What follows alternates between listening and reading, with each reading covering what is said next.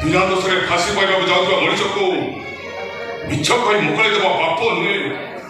ମୁଁ ମାନୁଛି ଏଥିରେ ଦେବର କିଛି ଭୁଲ ନାହିଁ। ହେଲେ ମଣିଷ ଯଦି କୌଣସି ଘର ଇଜ୍ଜତକୁ ଦାଣ୍ଡରେ ବିକ୍ରି କରିଦିଏ କେବଳ ସେଇ ଭୟରେ